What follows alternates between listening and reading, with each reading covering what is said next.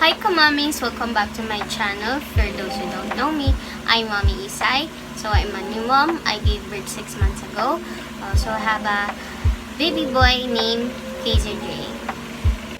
For today's vlog, another mommy tips na naman tayo Kamammies. And medyo sensitive ang topic natin for today about postpartum depression. So kung gusto nyong malaman kung paano ko na-overcome ang postpartum depression, just keep on watching.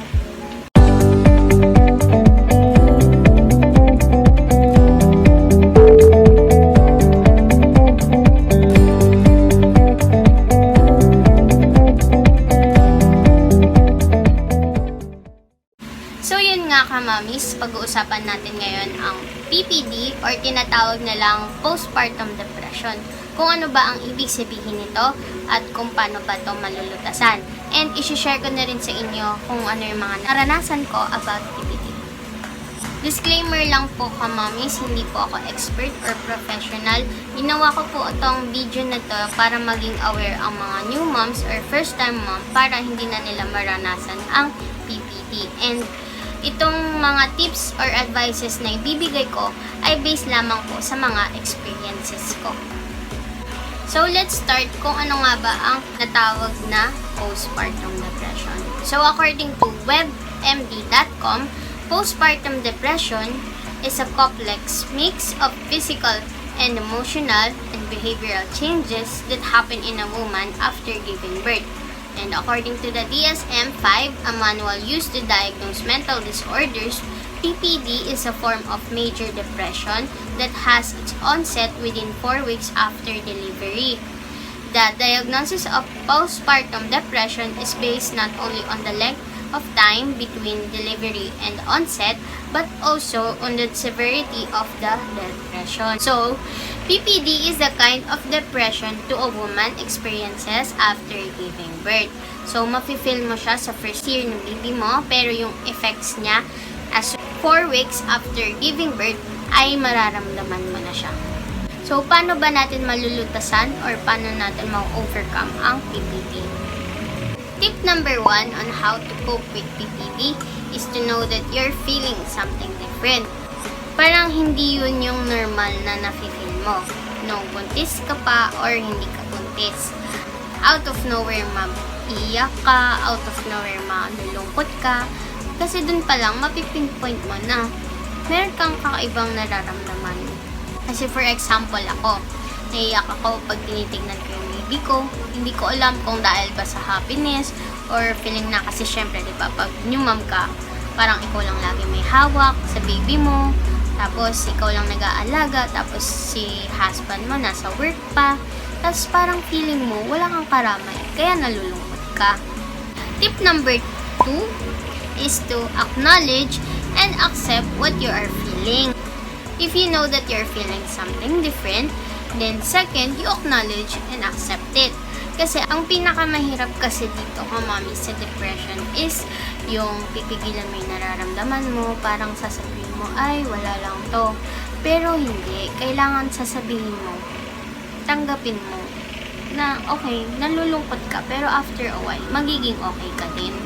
And then, yun yung personal experiences ko naman is, parang after kong malungkot, then umiyak, biglang titignan ko lang yung baby ko, okay, masaya na ako ulit. Then, kung maaari kasi, Kamamis, huwag natin itago or huwag tayong mag-in-denial sa sarili natin para mas mabilis mong malampasan ang phase na to.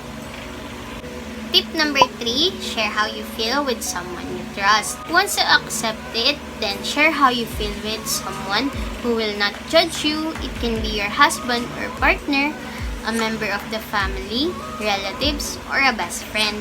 Pwede kang mag-share ng nararamdaman mo sa mga taong alam mong marunong makinig at iintindihin ka. And then, pwede mo rin i-share sa kanila kung ano bang part ng pagiging new mom mo ang pinaka nahihirapan ka.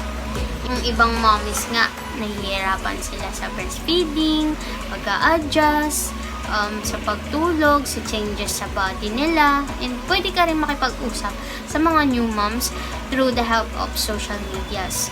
Kasi ganun yung ginawa ko before. Then, nagtanong-tanong ako kung ganito ba talaga to or ganyan. Kasi pwede rin silang sabihan or kausapin mo dahil pare-pareho naman tayong mga mommies ng pinagdadaanan. Share ko lang, nag-open up ako sa hobby ko and I'm just so glad and blessed that I have a very understanding husband kasi naiintindihan niya yung nararamdaman ko. Tip number 4, think about how blessed you are for having a baby. Alam naman natin, kamamis, na hindi naman lahat pinagkakalooban ng Diyos ng baby. And God has reasons kung bakit binigyan ka ng baby. And isipin na lang natin, kamamis, yung ibang mga nag-i-struggle para lang magkaanak sila. Tapos tayo, binigyan tayo ni God ng anak. And ganun lang kadali. Although, yung pagbubuntis, panganganak, pag-a-adjust, and pagiging nanay is mahirap talaga.